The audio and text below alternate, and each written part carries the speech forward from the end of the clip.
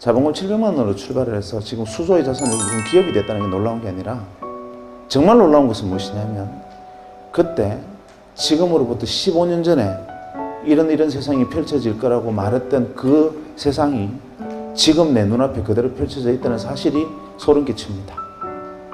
아무도 믿지 않았던, 옆에서 바로 귀에 대고 이야기를 해줘도 미쳤다라고 얘기했던 그 이야기들이 바로 지금 내 눈앞에 거짓말처럼 펼쳐져 있습니다. 저는 그게 지금 또 그 사람의 이야기가 귀에 뱅뱅 돕니다.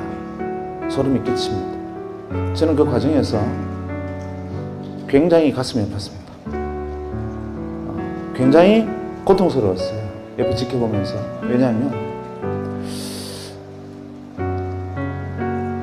이 친구가 잘 된 게 배가 아픈 게 아니라 왜 같은 장소에서 같은 사람으로부터 같은 말을 들었는데 자기도 눈이 두 개 있고 저도 눈이 두 개 있고 귀는 똑같이 두 개 달렸고 같은 귀와 같은 눈을 가지고 똑같은 사람으로부터 이야기를 들었는데 왜 백수의 눈에는 인생을 걸고 뛰어들어야 하는 복음으로 들리고 저한테는 망상장애를 가진 환자의 그냥 기괴한 이야기를 들렸던가. 이게 이해가 안 됐습니다. 한 곳에 열정적으로 일을 하다가 번아웃이 오신 적 있으신가요? 그때 저를 다시 살아가게 하고 열정을 다시 주었던 것이 바로 이 강연입니다. 이 강연은 흔한 강연이 아니고 시대 패러다임이 바뀌는 시대의 순간마다 우리가 나아가야 할 방향은 무엇인가? 같은 것을 느끼게 해준다고 감히 말씀드릴 수 있습니다. 명강의 중에 명강의입니다. 영상을 끝까지 보신다면 말로 표현할 수 없을 영감을 느끼실 수 있을 것입니다. 제가 서울에 있는 모 경제연구소에 근무하는 친구한테서 제게 전화가 왔습니다. 전화가 와서 그래 오랜만이다 하고 전화를 받으니까 다짜고짜 이렇게 말을 하는 거예요. 좋은 강연이 있는데 하나 들으러 오지 않겠느냐 이렇게 말해요. 그래서 제가 무슨 강연이냐 물어보니까 미래사회 트렌드에 대해서 프랑스 유학을 갔다 온 아주 똑똑한 친구가 이 강연을 하는데 이게 들어두면 굉장히 좋은 강연일 거라고 일생에 좋은 기회일 거라고 이렇게 말해요. 그래서 제가 그때 그 친구 보고 이렇게 말했습니다. 대전 시민의 생명이 내 양어깨에 다 걸려있다 지금. 지금 경제 강연 들어간다고 병원 비워놓고 갈 상황이 아니다. 말 같지도 않은 소리 하지 마라. 전화를 끊으려 하니까 이 친구가 뭐라느냐 하면은 이 강연을 안 들으면 평생 후회할 거래요. 그래도 제가 시끄럽다고 전화를 끊었죠. 그런데 되게 여러분들은 안 그렇겠지만 사람이 자기에게 좀 못난 사람들은 누가 평생 후회한다는 둥, 일생일대의 기회라는 둥 이런 말을 하면 그 말이 귓가에 계속 뱅뱅 돕니다. 밤에 수술하다가 배를 가르고 창자를 이렇게 들어 올리다가도 도대체 뭐 때문에 이놈이 평생 후회한다 할까 이러다가 도저히 안 되겠어요. 그래서 그 다음날 아침에 원장실 문을 열고 다시 원장실을 찾아갔습니다. 그래서 원장님을 만나 뵙고 이렇게 말씀드렸죠. 선생님, 서울대학병원에서 닥터 보조기가 와서 대장암 라이브 수술 세미나를 하는데 이걸 보고 오면 우리도 대장암 특수클리닉을 개설하는데 도움이 될 것 같다고 이렇게 말씀을 드리니까 갸우뚱갸우뚱 하시더니만 당신이 공부를 그렇게 좋아하는 줄 몰랐다고 이렇게 말해요. 그래서 제가 배움의 길에 끝이 없습니다. 비록 전문의 시험 치고 왔지만 그걸 더 배워서 나쁠 게 남줍니까? 이렇게 말하니까 원장님이 갸우뚱갸우뚱 하시면서 그래 뭐 공부한다는데 어떡하나 노구를 이끌고 내가 지키고 있을 테니 갔다 와라 이러시는 거예요. 그래서 저는 이제 속으로 쾌재를 부르면서 돌아서는데 갑자기 박사님 좀 보자 그래요. 대개 이제 공식 출장은 뭐 학회가 있으면 세미나 카탈로그나 뭐 이런 게 있을 테니까 그걸 가져오라는 줄 알고 뜨끔했는데 그게 아니라 이분이 가슴에서 지갑을 꺼내시더니만 그때 돈으로 무려 100만 원을 제게 주시는 거예요. 그러면서 이왕 서울 가서 학회 가면 학회 마치고 친구들하고 모여서 밥도 사 먹고 술도 한잔 마시고 놀다가 그 다음날 와라 이러시는 거예요. 저는 정말 이런 세상에 이렇게 뭐 횡재가 있나 하고 이제 돌았었는데 지금 돌이켜 생각하면 이 어른이 거짓말 하는 걸 알았던 거죠. 그러니까 한 3주 더 직사게 고생을 했는데 이놈 아무래도 거짓말 하는 걸로 봐서 한번 풀어주지 않으면 그냥 그만두고 영 돌아오지 않는 수가 있겠다. 이래서 그냥 용돈을 준 거였는데 저는 속에 넘겼다고 생각했습니다. 그래서 돌아 나왔는데 사람이 이게 말 타면 종 부리고 싶죠. 시간이 생기고 돈이 생기니까 혼자 가기 심심한 거예요. 그래서 누구를 데려갈까 고민을 하다가 아무리 사방을 돌아봐도 그 시간에 강연 들어갈 친구가 없어요. 평일날 오후, 그러니까 수요일 오후 3시에 하는 강연에 참석할 직장 다니는 멀쩡한 친구가 누가 있겠습니까?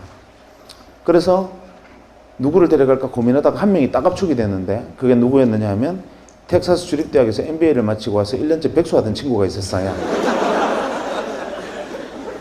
여러분들은 그거를 잘 이해를 못 하시겠지만 우리는 베이비붐 세대라서 대학 마치고 할 일 없으면 대학원을 가고 대학원 막 갔다 와서도 할 일 없으면 미국 갔다가 그냥 오기 미안하니까 MBA 해서 오는 거, 그 다음에 한 1, 2년 백수하는 게 이게 정통 코스였습니다. 그래서 이 친구한테 전화를 했습니다. 강연 들으러 같이 안 갈래? 저는 그때 놀라운 사실 하나 배웠는데 백수는 보통 사람과 감정 반응이 틀립니다. 우리는 누군가가 자꾸 전화하고 뭐 삐삐하고 핸드폰하고 나를 찾고 부르면 짜증내지 않습니까? 백수는 누군가가 자기 이름을 불러주면 오르가즘 느낍니다. 자기 이름을 불러준다는 그 사실만으로 그 사람에게 가서 꽃이 되는 게 백수입니다. 제가 강연 들어가지 않을래 그러니까 언제 어디서 하는 무슨 강연이 있냐 물어보지도 안 하고 그래 가자 그러는 거예요. 그래서 이 친구 같이 가기로 했습니다. 이 친구가 동대구에서 기차를 타고 대전역으로 오고 저는 대전역에서 만나서 같이 서울의 연구소로 갔습니다. 연구소 강연장에 들었으니까 이 강당보다 한 절반 정도 되는 강당에 좋은 의자들이 한 50개 놓여 있었고 거기에 꽉 차 있었습니다. 연구원들이. 그러니까 박사급 연구원들이 쭉 앉아 있었는데 이분들이 좋게 말하면 프라이드고 나쁘게 말하면 자만심이 이 폐속까지 부풀어 있는 사람들입니다. 지금도 그 연구소가 그런데 93년도에는 다른 박사학위 받고 와서 백수가 기본 코스인데 한국 최고의 경제연구소에 있다는 사실만으로 어깨에 풍선이 이만큼 들어있던 사람들이었습니다. 그래서 자만심이 엄청난 곳이었죠. 제가 작년에 거기 강연하러 갔습니다. 그러니까 13년 전에 강연 들으러 갔다가 작년에 거기 강연하러 갔더니만 정말 의전으로 사람을 죽입니다.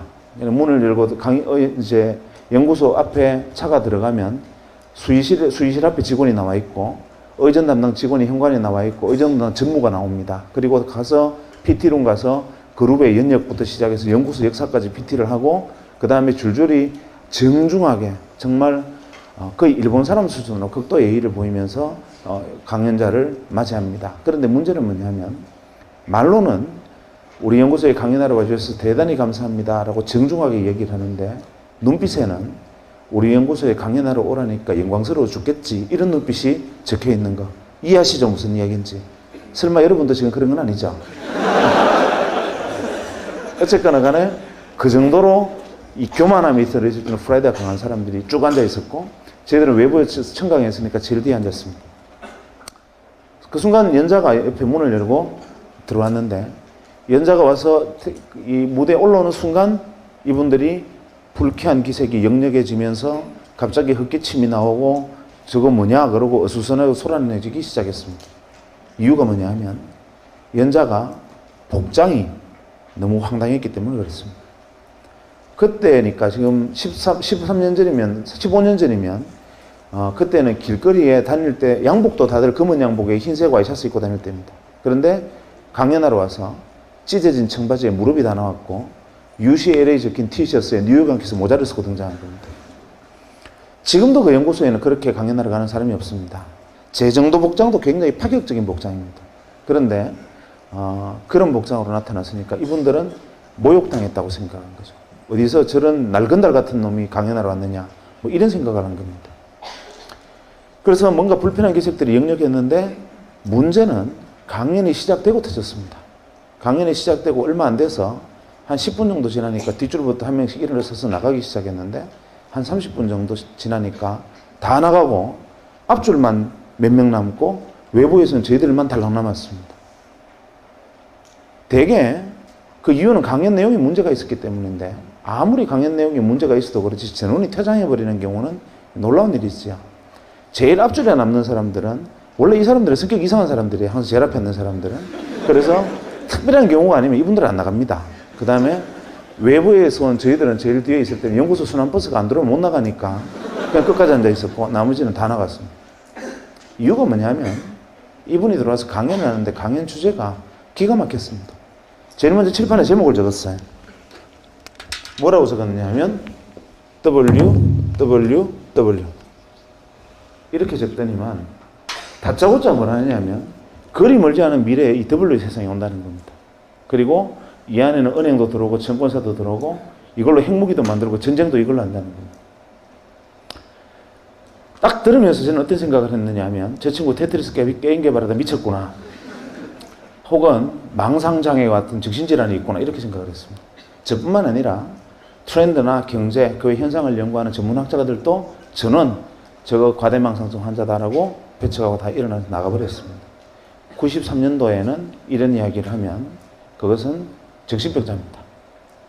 그래서 그때 당시에 외배 개념이라는 것은 여러분 잘 모르시겠지만 모자익이라는 것이 그때가 소개되던 시점이었고 그때라도 이런 그래픽 기반의 웹 서비스가 이루어질 것이라고는 아무도 상상하지 못하던 시절에 이 사람이 조만간에 그런 세상이 온다라고 얘기를 하는 겁니다. 아마 제가 여러분에게 내일부터는 아주대학에서 각자 로켓 추진기를 한 개씩 지급할 겁니다. 학교에서 그거 타고 집에 가십니다. 이렇게 이야기하는 것과 같은 얘기입니다. 강연이 끝나고 연자가 너무 반응들이 황당했으니까 자기도 민망해서 머리를 긁으면서 그냥 문을 열고 나가는데 아무도 박수 친 사람도 없었고 아마 그 연구소에 그 전에도 그 위에도 그런 일은 없었을 겁니다. 그 사람은 그냥 나갔습니다. 쫓겨나듯이. 저도 이제 강연이 끝났으니까 저를 초대했던 옆에 연구소 친구 보고 이따위 강연을 들으려고 지금 대전 시민을 내팽개쳐 두고 내가 여기 앉아 있어야 되느냐 항의를 했더니만 연구소 친구가 자기도 이럴 줄 몰랐대요. 미안하다 이래요. 할 수 없다 나가서 이제 저녁이나 먹고 놀러 가자 하고 이제 일어서는 순간 갑자기 제 오른쪽에 앉아있던 백수가 자리를 팍 차고 일어서더니만 저보고 빨리 돈 10만 원만 달래요. 10만 원은 뭐하게 그러니까 너네들끼리 저녁 먹고 따로 놀아라. 나는 저 W하고 이야기 좀 하고 가야 되겠다. 따로 갈게. 경비 좀 돼. 이렇게. 네가 저 사람하고 무슨 얘기를 하느냐 이러니까 강연에 깊은 감명을 받았대요. 제가 두 번째 백수에 대한 이해를 했습니다. 백수는 보통 사람과 감정 반응이 틀리는 겁니다. 그래서 제가 백수 보고 이렇게 말했습니다. 내가 볼 때는 니나 자나 상태가 비슷하다. 너네들끼리 이야기해봐 서로 도움 안 되니까 그냥 가서 저녁 먹고 집에 같이 가자. 이러니까 막무가내예요. 그래서 할 수 없이 이 경비 여비를 좀 떼주고 우리는 같이 친구하고 저녁 먹고 저는 그 길로 대전에 내려가 버렸습니다. 그런데 문제의 백수가 어떻게 했느냐 하면 문을 열고 뛰어나가서 이 W가 주차장에서 차를 달고 시동을 거는 순간 차문을 열어 제친 겁니다. 잠깐만요. W가 놀라서 왜 이러십니까? 하고 뒤를 고개를 돌아보니까 백수가 그를 쳐다보면서 이렇게 말했습니다. 저는 W를 믿습니다.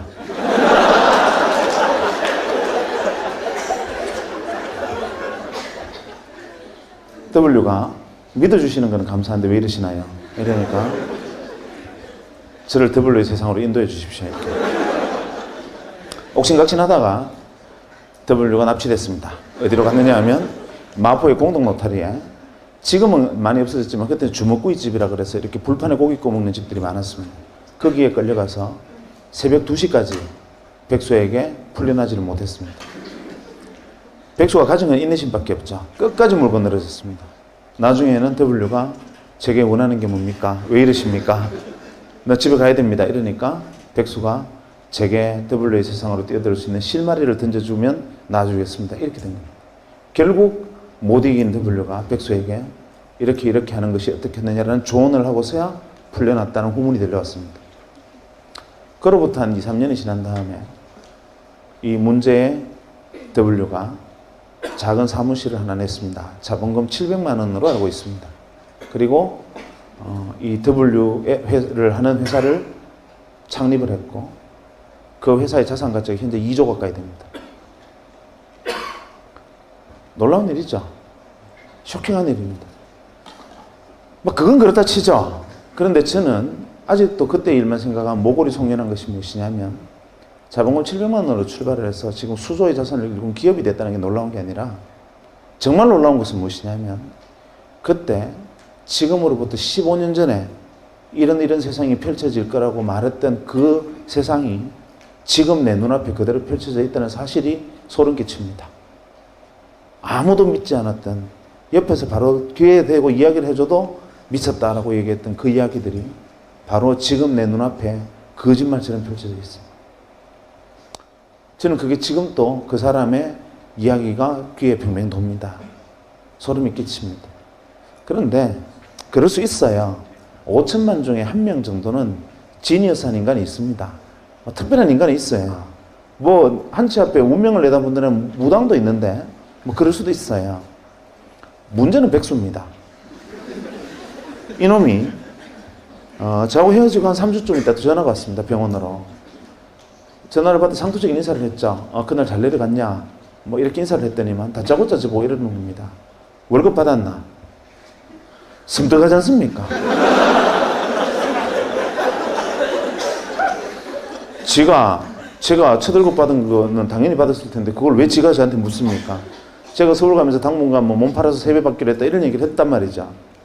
그랬더니만 그래 받기는 받았는데 왜 그러니까 그 돈 내 빌려둬 이러는 거예요. 좀 심하지 않습니까? 남 첫 월급을 자기 빌려달라. 저희들은 레지던트 때까지만 해도 월급이라는 게 뭐 사실 책값도 안 되고 뭐 그냥 정말 용돈도 안 되게 살아가다가 비로소 사회에 나와서 첫 월급을 받았는데 그거를 자기 달라는 거 좀 심하지 않습니까? 그래서 제가 안 된다.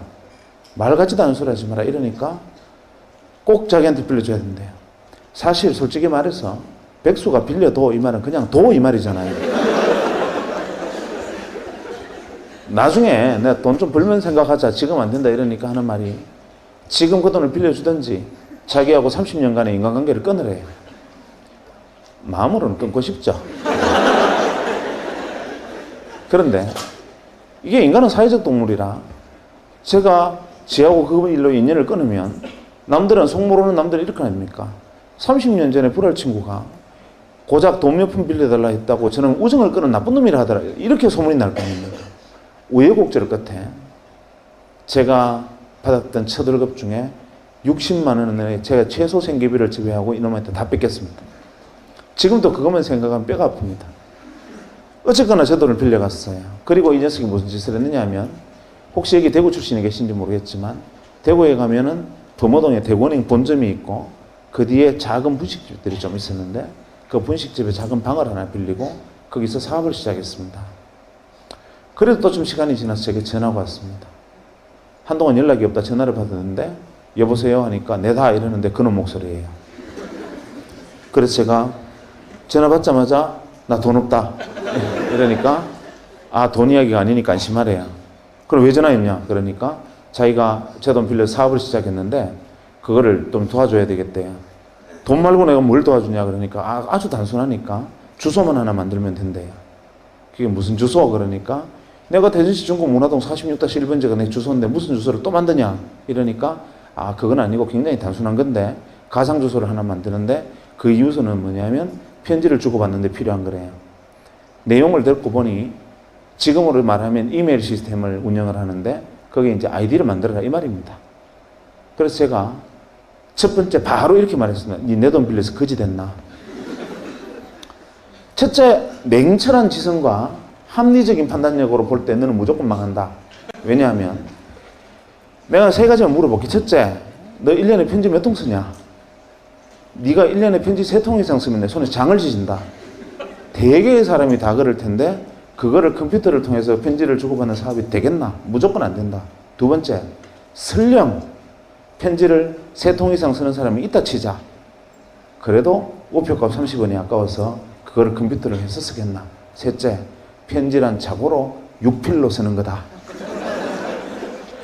이 사업은 무조건 안 되는 사업이다. 하니까 이 친구가 하는 말이 W가 말씀하시기를 에브리바디가 컴퓨터로 편지를 쓰는 날이 온다 했다는 거예요. 그래서 제가 그날 내가 너를 데려간 내 업보다 하고 어쩔 수 없이 아이디를 하나 만들어줬습니다. 그때 만들었던 아이디가 뭐냐면 어펜딕스입니다. 이 어펜딕스는 여러분들은 그냥 금방 떠오르는 게 부록이나 목차라는 뜻을 떠올리겠죠. 제가 이 녀석한테 어펜딕스를 하겠다 그러니까 부록, 목차, 역시 너는 철학적인 놈이야 이러는 거예요. 사실은 어펜딕스는 의학용어로 맹장이라는 뜻입니다.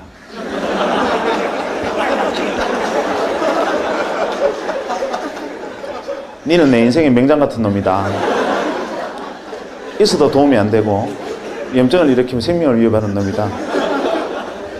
마음만 먹었으면 뗐으면 좋겠는데 멀쩡한 배를 가를 수는 없는 너는 바로 이런 놈이야 라는 저주와 야유와 조롱과 경멸을 담아서 만들어졌습니다.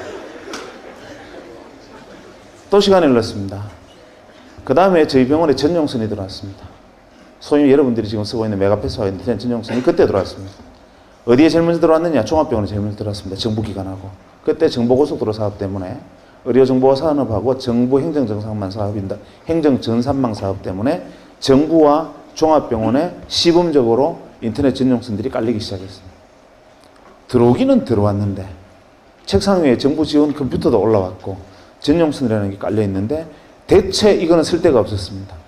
기껏 한다는 게 하이텔 접속하는데 조금 빨랐다는 거. 그 외에는 하등 용도가 없는 그 시전용선이었습니다.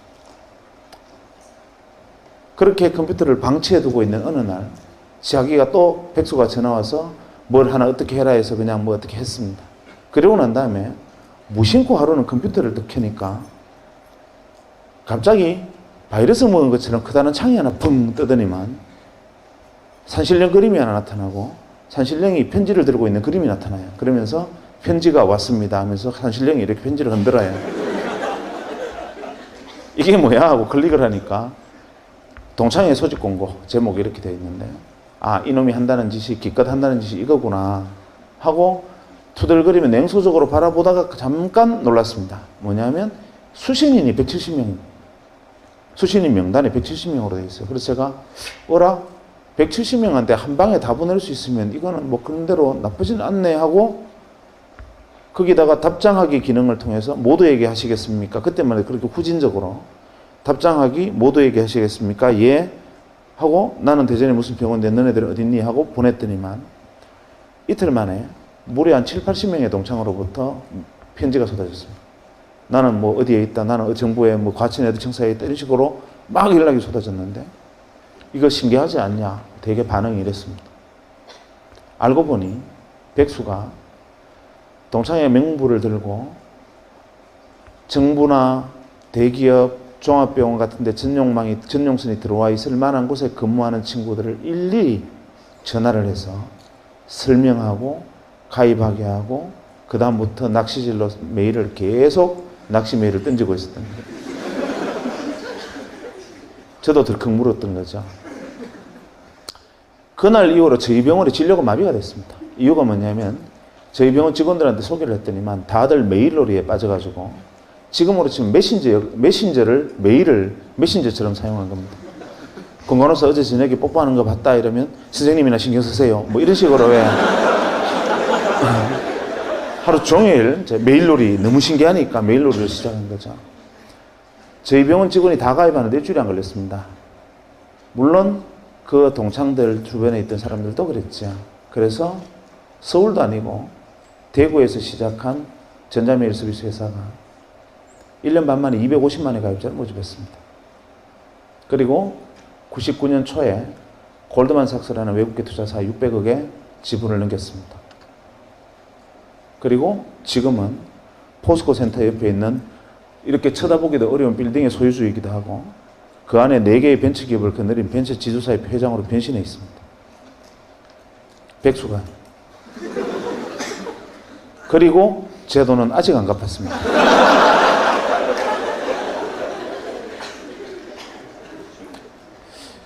놀라운 일이었죠. 이게 대한민국 최초의 상용 메일 서비스였습니다.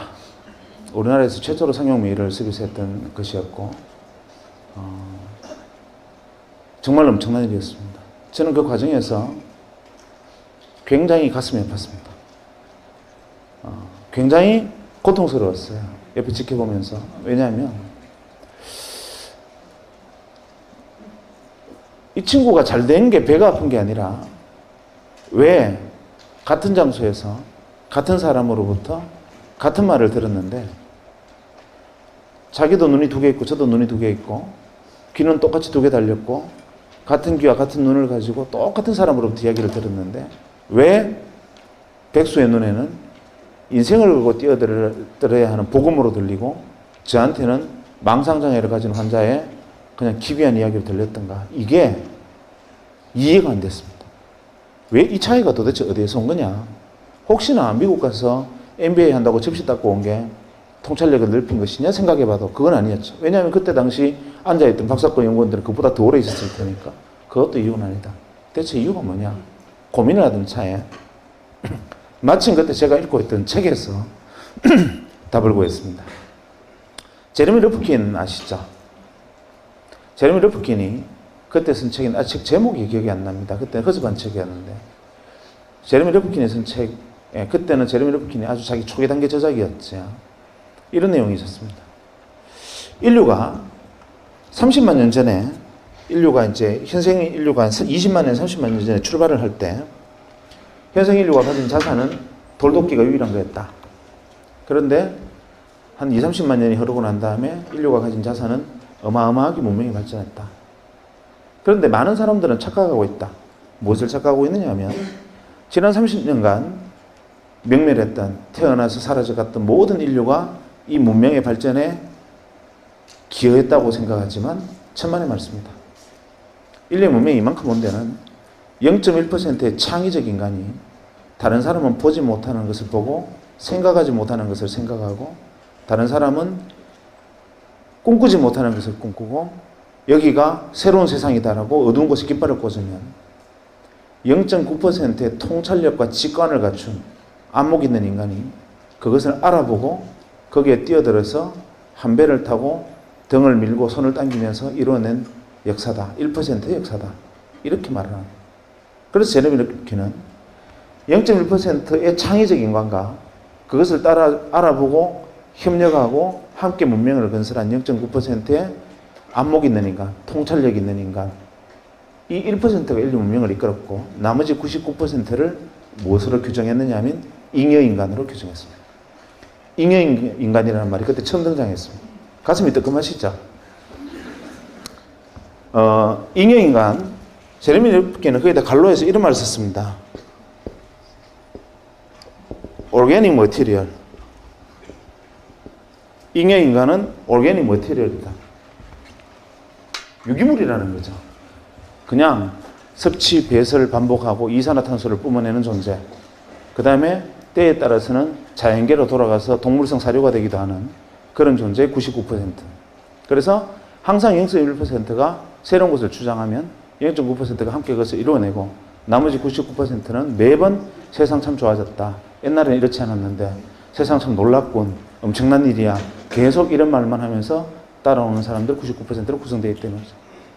그걸 보니까 답이 딱 떨어졌습니다. W는 0.1%였고 제 친구 백수는 0.9%에 속했고 저는 잉여인간이었던 거예요. 인정하기 싫었지만 인정하지 않을 수 없었고 그게 사실이었습니다. 한데 그게 슬퍼지야. 나를 유기물이라는데 내가 이성이 없는 임팔라 따위하고 저하고 같은 존재라는데 기가 막히죠. 그래서 어떻게 하면 이걸 벗어날 수 있을까? 두 번째, 지금 이번에 90년대에 일어나고 있는 이 엄청난 현상들, 변화들, 이것만이 일시적인 현상이냐? 제레미 르프킨 역시도 지금 현재 변하고 있는 이 모습만 보고 헛소리하는 건 아니냐? 과거에도 진짜 그랬나? 이게 궁금했습니다. 그래서 레트로그레이드하게 뒤집어 보니까 구구절절이 국면이 바로 제레미 르프킨 이야기와 일치했습니다. 대표적인 예로 뭐 다른 것까지 이야기할 필요는 없고 경제사만 하나 놓고 보면 한 200년 전에 산업혁명이 일어났습니다. 아시는 분 아시겠지만 공작기계에 대한 산업특허 1호는 방적기계입니다. 그러니까 모직을 생산하는 기계죠.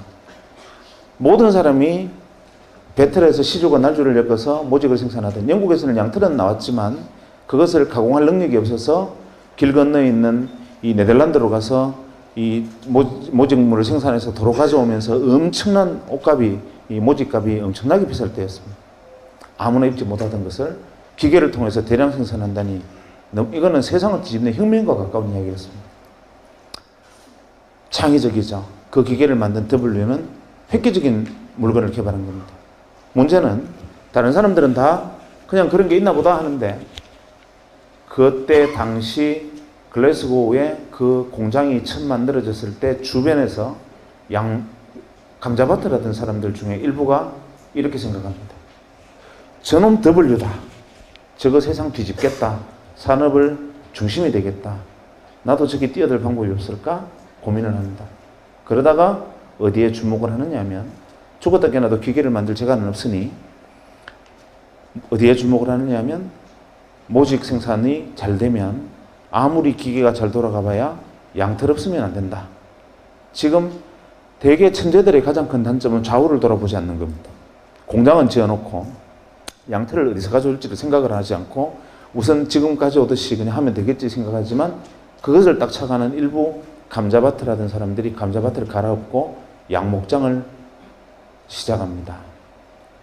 모직 생산 어마어마한 속도로 인기를 끌고 양털이 대량으로 필요해지면서 어마어마한 부를 양목장주들이 가져갑니다.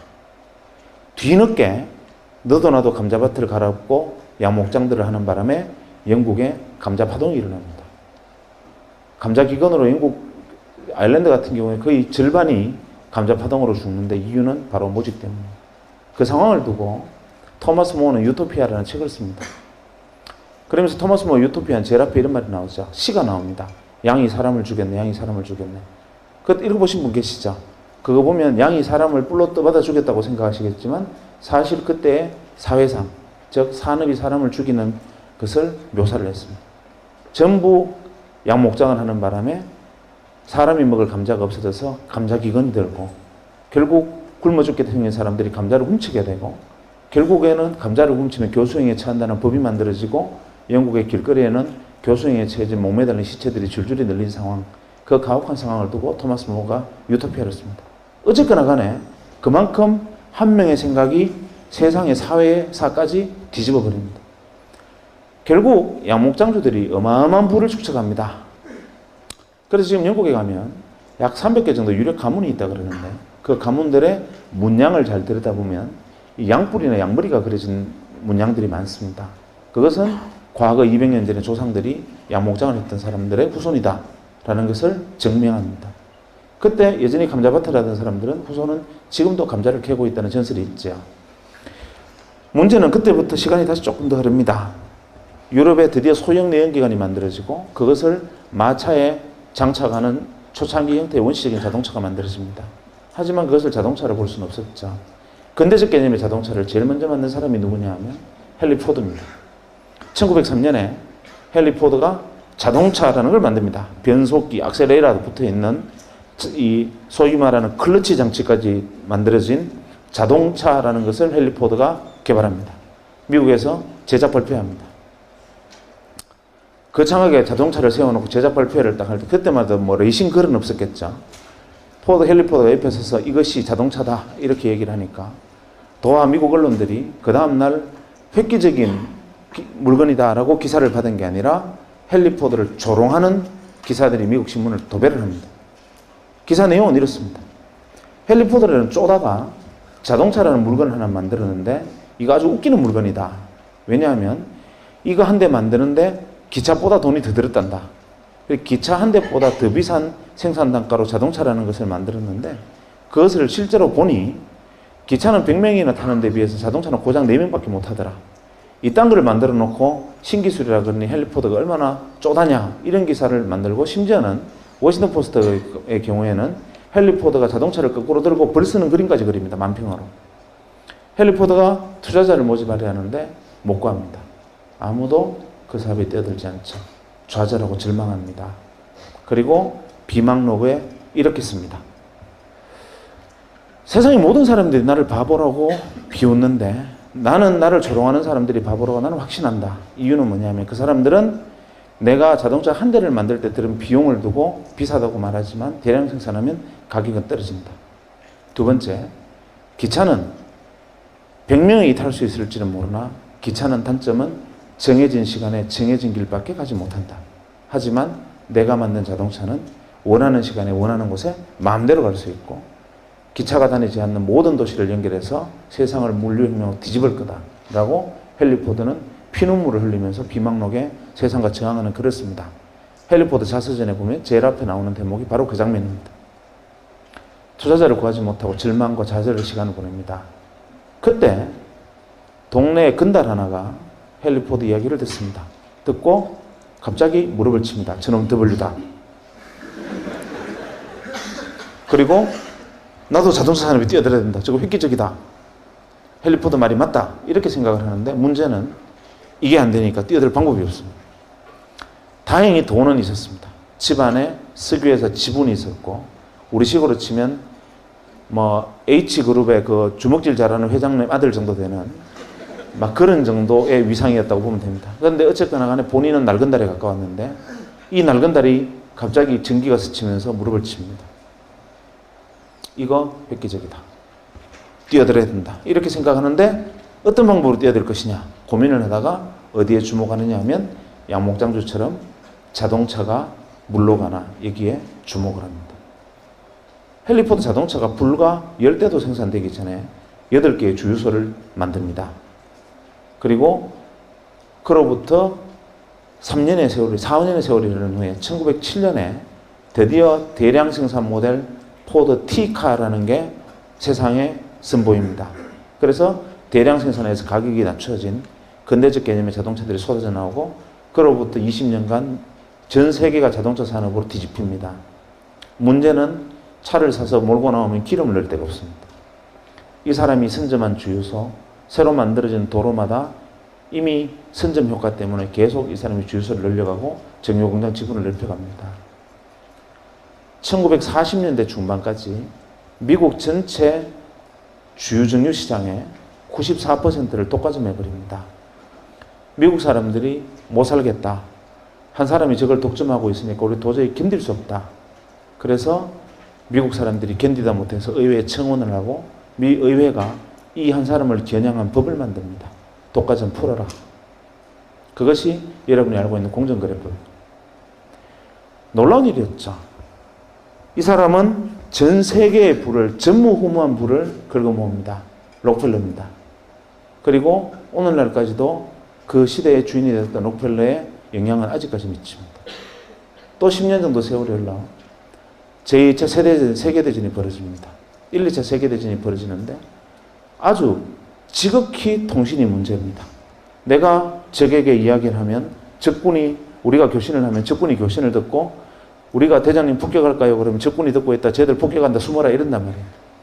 그때 그것을 보고 이거 지극히 단순한 건데 하고 인터폰 회사를 하던 친구가 전화선 끊고 어차피 음성을 코딩하고 디코딩해서 넘기는 게 다인데 이거를 주파수를 써서 넘기면 무전기라는 것을 만들겠다 해서 무전기를 만들어서 소위 말하는 주파수 통신할 수 있게 만들어서 무전기를 만들고 대량으로 전장에 납품을 합니다. 그야말로 대박이 터집니다. 단순한 발상의 전환으로. 그리고 오늘날의 모토로라가 그거로 시작됩니다. 1946년에 휴렛 패커드가 또 10년이 흘러서 트랜지스터라는 걸 개발합니다. IC. 사람들이 만들었나 보다 이러고 있을 때 이 트랜지스터를 이용하면 진공관을 대체하는 전자산업이 발달할 수 있겠다라고 믿고 거기에 뛰어드는 그 당시 중소기업들, 그 당시 전자회사들 중에 선점에서 뛰어든 수많은 0.9%의 기업들이 있었습니다. 그리고 기업들은 톰슨, 제네시스, 월풀, 필립스와 같은 어마어마한 전자회사로 성장을 해나갑니다. 그리고 1960년대 일렉트로 메카트로닉스 시대, 기계와 전자문명의 시대로 전 세계 문명을 수십 단계 또 위로 밀어 올리고 이 사람들이 시대의 주인이 됩니다. 또 10년이 흘러서 반도체라는 게 만들어집니다. W가 반도체를 들고 나옵니다. 전기가 흐르기도 하고 안 흐르기도 한다. 전기가 깜빡깜빡하는 게 반도체다. 99%들이 묻습니다. 어쩌라고? 이때 그것을 보고 이것이 이 강당만한 애니악 대신에 개인의 책상 위에 올려놓을 수 있는 컴퓨터를 이걸로 만들 수 있겠다고 생각하고 창고에서 조립해서 퍼스널 컴퓨터를 만드는 사람이 생기고 그것으로 다시 80년대가 컴퓨터의 시대로 또 한 시대를 업그레이드하고 새로운 문명이 발달하고 시대의 주인들이 무수히 등장합니다. 그리고 90년대 제가 만났던 바로 그 시대가 돌아왔습니다. 이러고 보니 매 10년마다 계속 기회를 주어지고 기회를 만들어내는 0.1%와 창의적인 감각, 그것을 알아보고 잽싸게 뛰어드는 통찰력 있고 직관이 있고 안목 있는 인간, 나머지 99%들이 계속 세상 살만해라고 외치는 99%들이 끊임없이 반복되어 왔던 역사다라는 것을 뒤늦게 깨달았고, 저도 그때 뒤늦었기는 했지만 0.9%가 되고 싶었는데 도저히 제 눈에는 뭐가 더블인지 보이질 않았습니다. 박경철 선생님의 영상을 보시고 영감을 얻으셨다면 구독과 좋아요 부탁드리겠습니다. 크립토7이었습니다.